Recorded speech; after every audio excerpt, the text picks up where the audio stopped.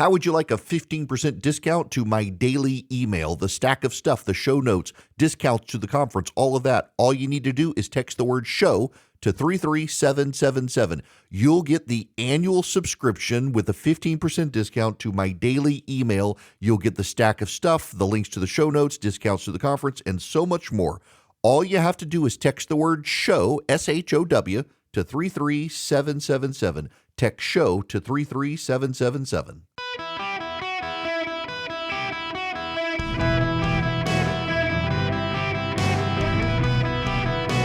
Welcome to the Eric Erickson Show podcast, Hour 2. Greetings, conversationalists. Welcome. It is Eric Erickson here across the United States. The phone number 877-973-7425. Should you wish to be on the program today, would be very happy to have you. We gotta get into the Ukrainian situation. There is some breaking news about Ukraine. The president of Ukraine, President Zelensky, signaling that he is willing to embrace President Trump's peace plan as a starting point. And the very key word here is starting, key phrase, starting point. Here's what I know. Marco Rubio is not as much a fan behind the scenes of this peace plan as advertised, and the Ukrainians and Europeans really are concerned about this peace plan. Now, what is the peace plan? The president has a multi-point, multifaceted plan to bring peace to Ukraine, and it would potentially involve the United States in ways probably most Americans don't, and essentially would cede land to the Russians that they do not control. Now, I realize it's the New York Times, but they've got some of the best reporting on this, so let me just dive into this. The Trump administration has a 28-point settlement plan. It has gotten input from Russia. The problem is it has not gotten input from Ukraine or from European officials.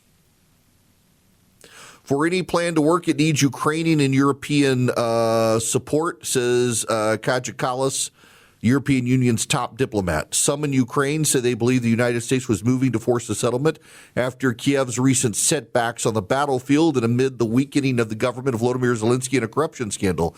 But those talks without Ukraine came with questions. It was not clear whether those speaking for Washington and for Moscow had the full authority of their governments. The Trump administration is pursuing multiple streams of diplomacy at once, leaving some in Ukraine to wonder how they fit together.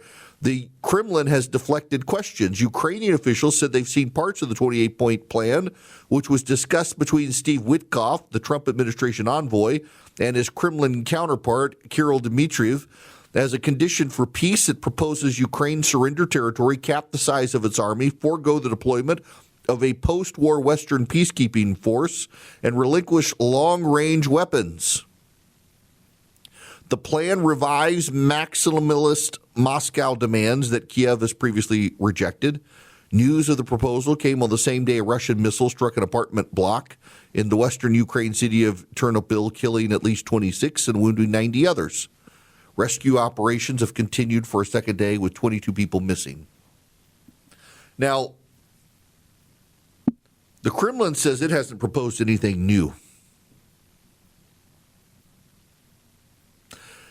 The problem here is the president wants peace. Vladimir Putin doesn't really want peace. And Ukraine is willing to take peace, but not necessarily a peace they weren't involved in shaping. Keith Kellogg is a former Army general. He is Donald Trump's envoy to Russia and Ukraine, and the Russians hate Keith Kellogg. Keith Kellogg is not a friend of the Russians, and Kellogg is now saying he's done. He intends to leave in January. Behind the scenes, I'm told pretty reliably that Kellogg is very frustrated with the situation. Zelensky says he's willing to work on this 28-point framework, but he's questioning has a lot of questions. The Europeans have a lot of questions. Everybody's got a lot of questions. So Marco Rubio is alleged to have shaped the deal. And I'm told really reliably that he was a little bit caught off guard on the release of the information, the way it came out. And also, he's not a fan of everything that Witkoff has done. This is from the Wall Street Journal. A senior Pentagon official outlined a framework for a peace agreement between Russia and Ukraine to President Zelensky in the Ukrainian capital of Kiev on Thursday, part of the Trump administration's multi-pronged effort to restart talks. The hour-long presentation by Army Secretary Dan Driscoll during a visit to Kiev is one of the multiple efforts by administration officials for achieving agreement. Some administration officials developed this 28-point plan. Senior aides to the president developed it in consultation with Kremlin confidant Kirill Dmitriev. The ideas Driscoll presented were devised jointly by the U.S. and Ukraine and represent a comprehensive plan in the war, a U.S. official said, but Ukraine says they're surprised by it, that they didn't have input on it. I'm not sure that this is going to work. God bless him if it will. The draft plan to end Russia's invasion of Ukraine envisions Kyiv ceding territory in the Donbas and would rule out the peacekeeping force the Europeans offered to send to Ukraine in case of a ceasefire. The proposal includes several elements Ukraine and its European allies have long opposed. It would place a cap on the size of Ukraine's military, reduce the type of long-range weapons Kyiv receives from allies, which European officials have warned could open the way for future Russian attacks, and loss of more territory. European officials who weren't involved in generating the draft insisted that any plan must be approved by Kyiv and not amount to a capitulation by Ukraine. They'll now likely reprise the role they played periodically since Trump returned to the White House, using connections in Washington to try to pull the administration back from a position they see as too favorable to Russia. Now, related to all of this, Senate Republicans are not happy with the plan. Senate Republicans are increasingly breaking with Donald Trump, and part of the problem here for the president, and I don't know that the president has really processed this as much as he should. President Trump's a lame duck. Literally every single member of the United States Senate, if they want to, can run for office again. Donald Trump can't. Some of the members of the Senate that Donald Trump needs don't like the Russians and don't trust the Russians, whether it's Ted Cruz or Tom Cotton or John Thune, the Senate Majority Leader. They don't trust the Russians. And in fact, there's more agreement between Republicans and Democrats in the Senate about not trusting the Russians than there is in the White House, which is more divided. And certainly the people who are willing to accommodate the Russians in the White House seem to be running the peace plan proposals, but the peace plan proposals keep collapsing because you can't trust the Russians. Listen, I don't fault the president for wanting to negotiate peace. God bless him for trying to negotiate this peace. But it's hard. And it's going to keep being difficult.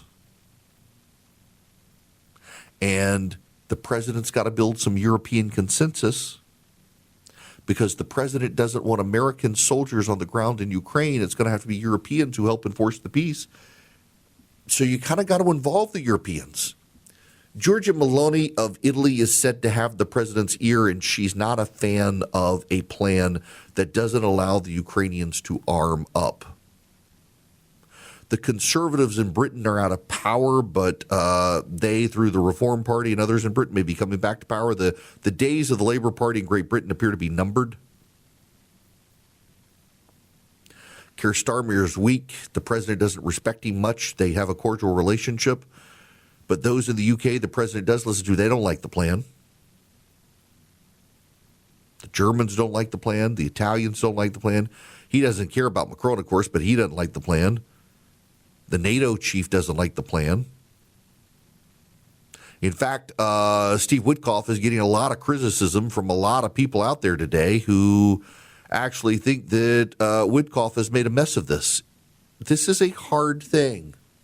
It was easier to get a deal between India and Pakistan because there's a territorial dispute, not a realignment of the world order dispute. Between Armenia and Azerbaijan, again, it was a territorial dispute. It's not a world order dispute. This is like the Chinese and Taiwan. It's a world order dispute. The Russians want a Russian sphere of influence. The Chinese want a Chinese global sphere of influence. It's harder to deal with them.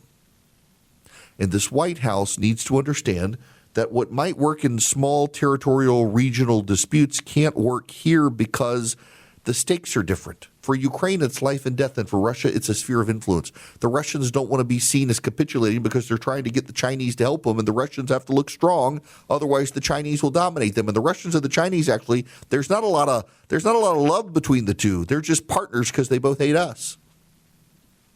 And we're not going to get the Russians on our side. And Witkoff seems to not realize the dynamics are different here from elsewhere, and Keith Kellogg does, and it's kind of a warning sign to the process that Kellogg is so frustrated he's told people he's done in January. He wants out of the situation. I don't know that we're going to get the peace the president wants as long as the president keeps thinking he can trust the Russians. Now, before I get out of here, let me jump to the phones here. Spencer has been waiting quite a while. Spencer, welcome to the show. Back to the mortgage issue. Welcome. Spencer, you there? Well, I don't hear Spencer. Okay, so I'm going to put Spencer on hold, see if it is me or him, and let me jump to Joel. Joel, you there? Joel? Hello? Hi there. Welcome. How are Sir. you? Good, Eric. Great. I got a quick question, partner. I live in Jacksonville, Florida, and our fuel prices will go down, 280, 270, something like that. And then almost overnight, 90% of the stations will jump back up to about a $3.19 price. Now, if something happened in the world market, and it's done this numerous times, but I'm almost wondering if fuel prices are being manipulated. I actually have have the reason why from AAA. According to AAA, there is this time of year routine refinery maintenance. They wait until gas prices go low and they start doing refinery maintenance, and they try to get it done in the run up to Thanksgiving if gas prices hit a certain peak. And so that's happening in certain parts of the country right now. But it was done this week in large part to try to not have a huge spike in prices. Because remember, gas prices are lower in winter than they are in summer. And so they don't like to do refinery maintenance in summer. And so according to AAA right now, there are several oil refineries that this week decided to slow down for maintenance because gas prices got low enough they felt like they could do it, which was going to cause gas prices to go back up. But then next week, everything will be back and you should see the gas prices low again. That's the explanation I've got for you, if that makes sense to you. It does, but it happens, it seems, monthly, all through the year. And it's funny how 80 to 90% of the stations all jump up to the exact same price. And I mean, they see each other. They know where it's due. They know what's happening with their neighbor station. So what I guess what I'm getting at, Joel, is that there's not a market manipulation issue here. They all do it. They all monitor the minute by minute increment of the price of a barrel of gas of oil. So it goes up and it goes down. It's not a grand conspiracy. It's not designed to hurt the president. I mean, gas prices are still way lower than when Joe Biden was there. But they do make adjustments like this week, taking some refineries offline to do some repairs before next week. So your price of gas is up a little higher this week, so it can be down a little bit next week. by putting the refineries back in commission for Thanksgiving. This sort of thing happens. It's a globally integrated market as well, so keep that in mind. So if the Saudi Arabians wind down oil production, that brings up oil prices here. It's kind of an interconnected global market. It's not just us, and that's what we got to be mindful of. Guys, if you struggle to come up with gifts for family members, I got a suggestion for you, the Cove Pure. I love mine. I wasn't sure I would like it as much as I do, and I really, really, really do. What is a Cove Pure? Well, it's an water filtration system. It's on the countertop. You can get cold water. You can get hot water. It even has a bottle button, so you can get the warm bottle perfect for formula for your baby at night. It's really easy. It's so convenient. I use it all the time in my office. You will love it. It sits on the countertop. It uses reverse osmosis. It gets rid of like pharmaceuticals, fluoride, lead, arsenic. It's the purest water you can get. It tastes fantastic. If you're looking for a great gift for your loved ones or for yourself that they're actually going to use the Cove Pure. I partnered with them. They're giving you a $250 holiday discount with my link, covepure.com/Eric. That's covepure.com/Eric, ERICK. You get $250 off, covepure.com/Eric. The sale is going to end, so take advantage of this $250 holiday discount, covepure.com/Eric. Welcome back. It is Eric Erickson here, 877-973-7425. Spencer, let me come back to you. I'm not sure why I couldn't hear you. Welcome to the program. Thank you, Eric. Can you hear me? Yes, I can hear you now. Thank you. Okay, great. Thanks for taking the call. Love the show. Hey, I am very concerned. I have a son who's in the Air Force. I'm very concerned with sitting members of Congress urging members of the military to disobey certain orders. And it seems to me like that's treasonous or seditious or something like that. So the president is saying that they should get the death penalty for doing what they did. I don't know that they need to do that. He's calling it sedition, and they should be executed, which is I think treason in wartime is punishable by death.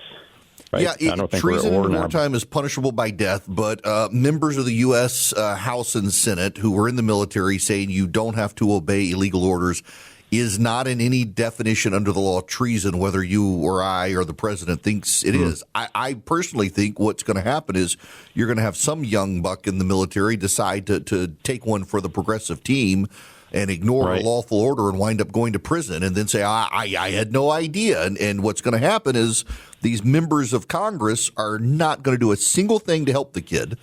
They want these kids to be martyrs for a progressive cause that they themselves don't want to do. And by the way, they're members of Congress. They could engage in some capacity. They've got investigatory powers, even in the minority. They can be asking questions, and they're not doing that.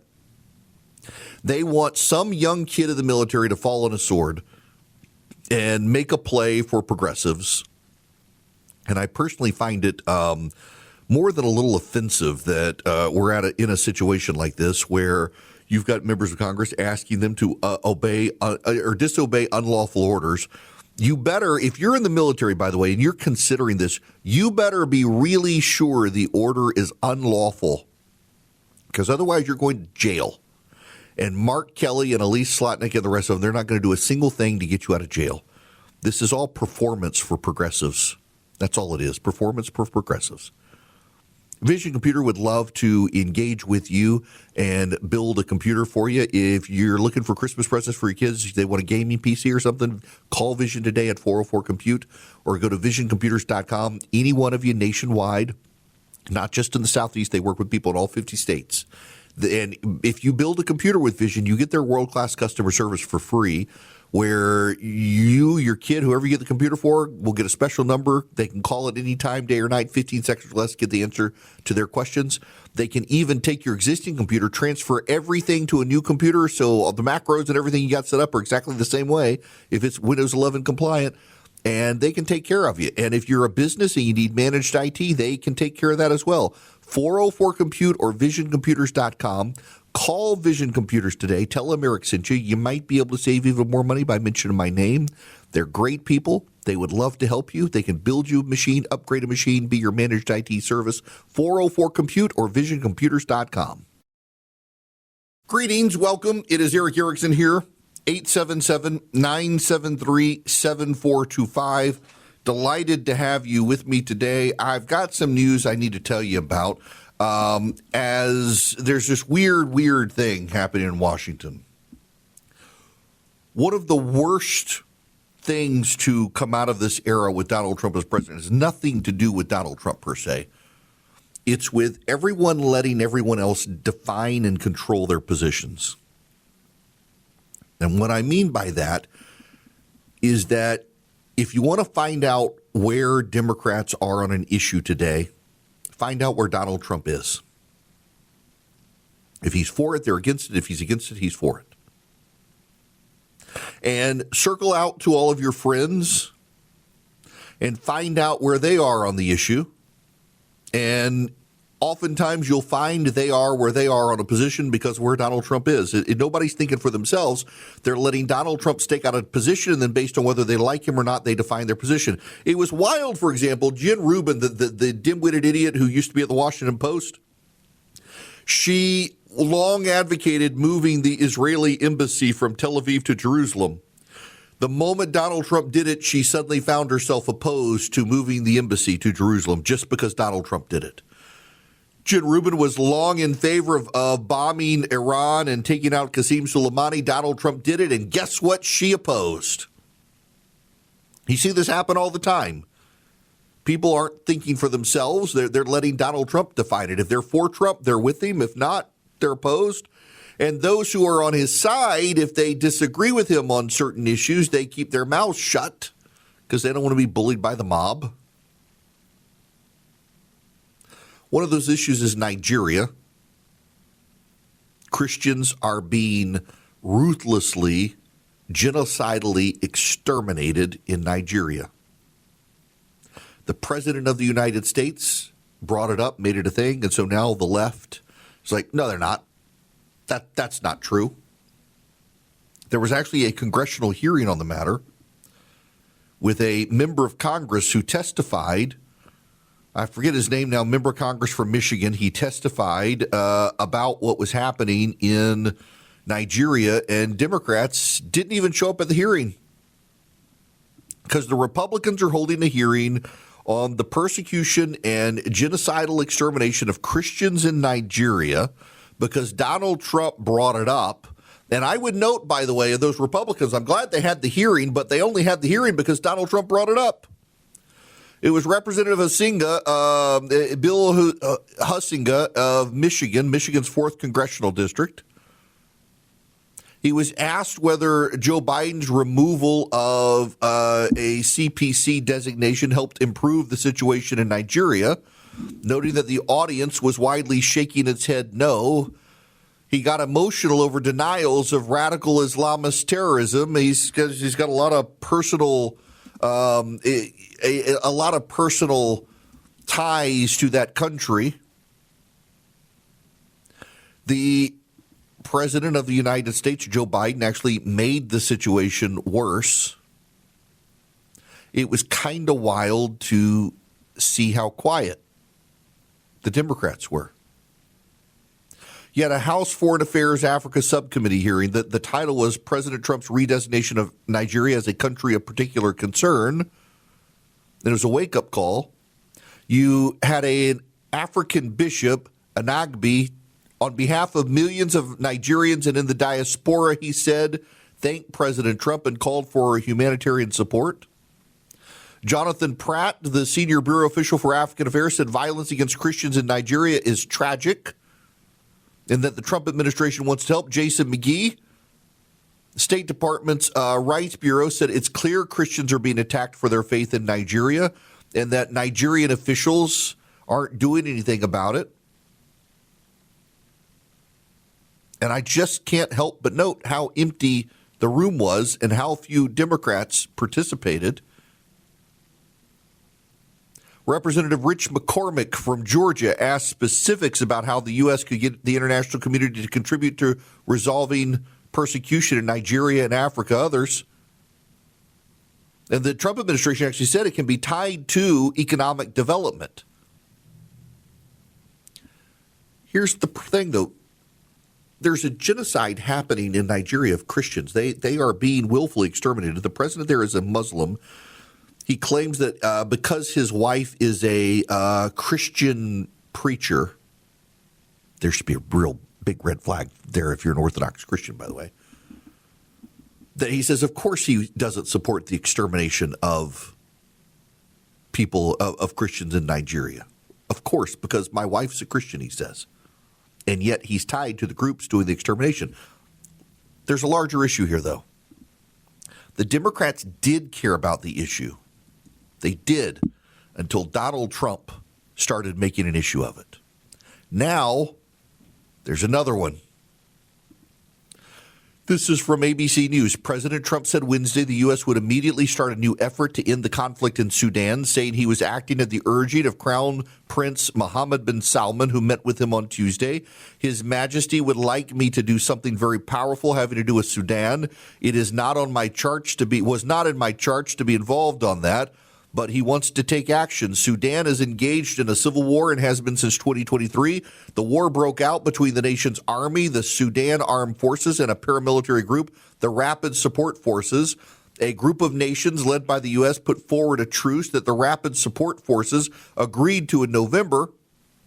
Around that time, Sudan's ambassador to the United States, Mohammed Abdallah Idris, said that they appreciate the American proposals, the government studying them. The announcement Wednesday signals the Trump administration and the president personally intends to get involved. He said, I thought it was just something that was crazy and out of control, but I just see how important it is to you and to a lot of your friends in the room. Sudan, we're going to start working in Sudan. Now, here's the thing you got to understand is that the United Arab Emirates has apparently been funding this rebel group, and the rebel group has been exterminating Christians in Sudan. I talked about this 2 weeks ago. You can actually see the pools of blood from space. Yale University's health school rented out a commercial satellite, flew it over Sudan from space, hovered over Darfur, and could see the blood. I talked about it on the show. You could see what appear to be bodies in lakes of red. The president has decided to involve himself. It is considered a great civilization and culture, unfortunately gone bad, but one that can be fixed with cooperation and coordination of countries, including those in the region of tremendous wealth, who want this to happen. We will work with Saudi Arabia, United Arab Emirates, Egypt, and other Middle Eastern partners to get these atrocities to end while at the same time stabilizing Sudan, the president said. And I got to say thank you, Mr. President. What I'm disturbed by is not this president choosing to engage in foreign affairs. The president of the United States has a role to play in foreign affairs. Marjorie Taylor Greene is actually out calling President Trump a traitor for bringing peace to countries in the world and involving himself in foreign affairs. It's easy for Marjorie Taylor Greene to call the president a traitor without any consequence because she's a member of Congress. And it's easy for her and her ilk to say the United States should not be involved in any other part of the world because that policy is never going to be implemented. If Marjorie Taylor Greene were president of the United States, and God forbid that ever happened, and she wanted to pull the United States out of the Western world and the Eastern world and the whole world and bring them all home, she might think she could do that. But the rebellion from the U.S. Senate and from other powers around the world that are our allies would be so intense.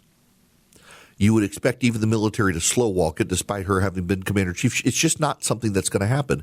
This president came in saying the United States needed to be less engaged in the world, and he's been more engaged in the world than anybody since, George W. Bush. And for good, too. He's settled 7 wars. Laos and Thailand, India and Pakistan, Israel and Hamas, Azerbaijan and Armenia. Where else? There was one in Africa, in Africa as well he dealt with. There are a couple others, too. The president has solved. He's gotten these people to the table. And now he's setting his sights on Sudan and Nigeria And my problem is not the president doing this. My problem are the people who will suddenly pretend there is no problem because the president says there is one. You know, Donald Trump lives rent-free in a lot of people's heads. He really does. He lives rent-free in a whole lot of heads. It's kind of wild when you think about it. How many people are obsessed with Donald Trump and where he stands on an issue that they got to let him think for themselves. Wherever Donald Trump stands on an issue, that shakes these people up as to whether they're for or against something. If they find themselves on the same side of Donald Trump and they hate him, they're like, well, I guess I got to abandon my long-held belief because he supports it. No, you don't. There's that saying, a stopped clock is right twice a day. It's possible for Donald Trump to be right on an issue and you not like him. But the problem is there are so many people who hate him so much, they're not willing to recognize that he, the duly elected president of the United States who won the popular vote in the election, gets to make calls. And you should not decide the morality or goodness or badness of an issue based on him, but on the facts on the ground. And the fact on the ground is in Nigeria, despite what the Qatari-funded press is saying, there's a massive genocide campaign happening against Christians. Same thing in Sudan.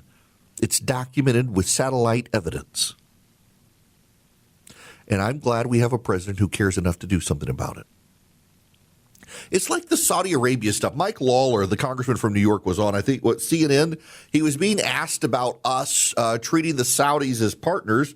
Lawler is responsible on these issues. Certainly, the Crown Prince's response yesterday in saying that mistakes were made, that they have tried to make reforms to ensure that type of situation with Jamal Khashoggi doesn't happen again. That should never happen, period.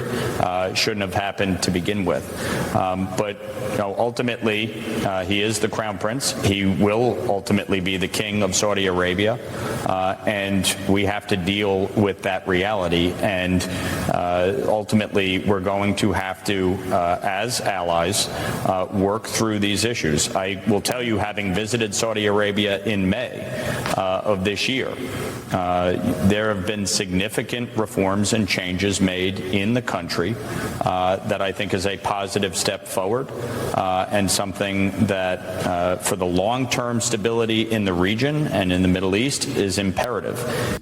Yes. Thank you, Mike Lawler, a grown-up. One more clip from him. Hi, Congressman. So I want to just start with your reaction to Saudi Arabia's new designation as a major non-NATO ally.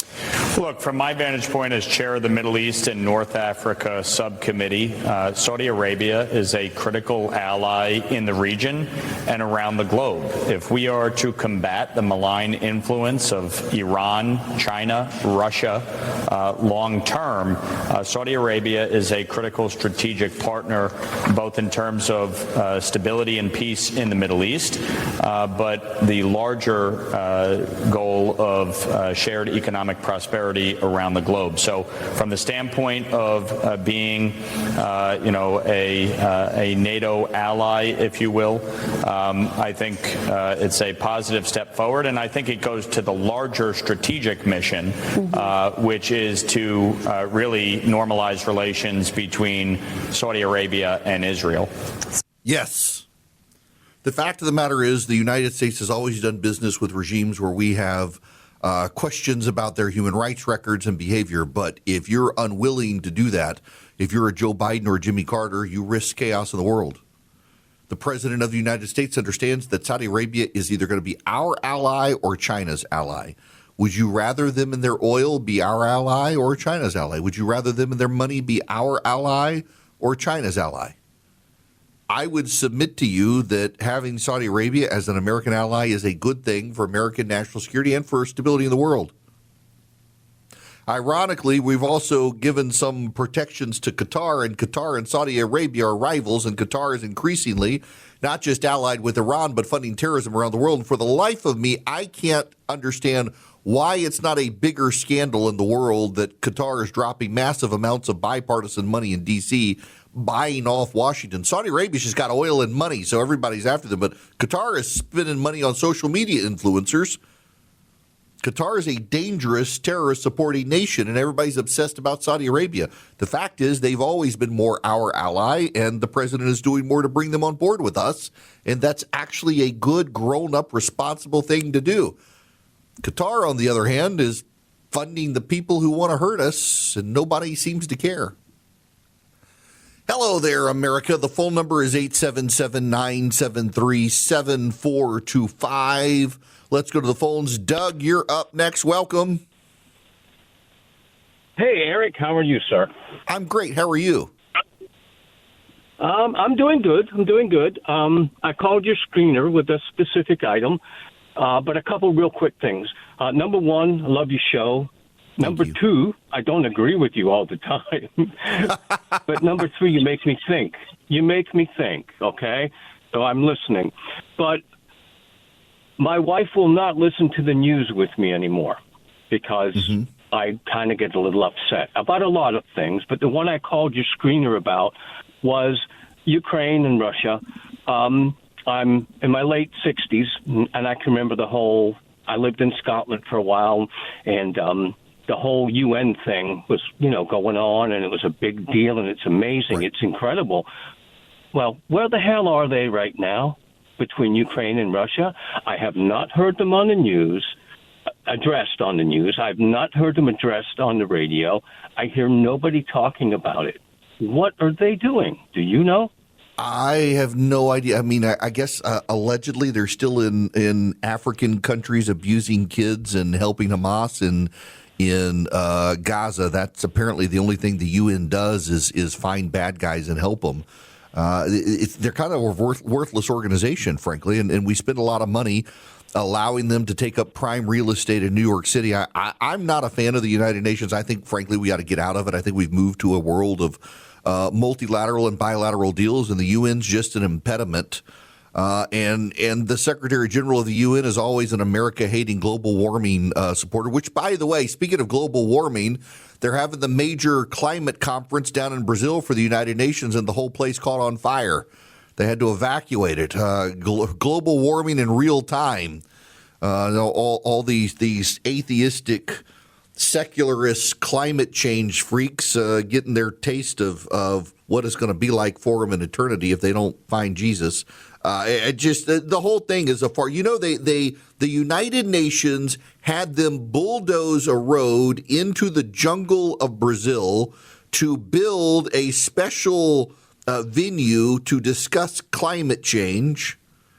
Meanwhile, we got blizzards in the United States now. We had that massive cold front blow through, set record lows all the way down to Miami, and they're like, oh, global warming. Now the building caught on fire. Good Lord. What a comedy of errors.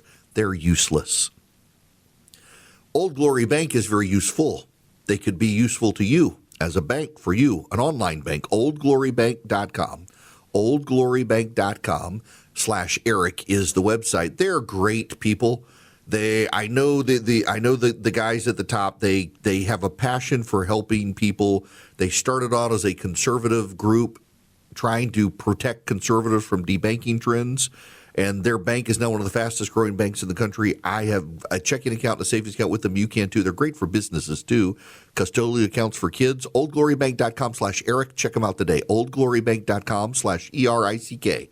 Member FDIC. Equal housing lender. Terms and conditions apply.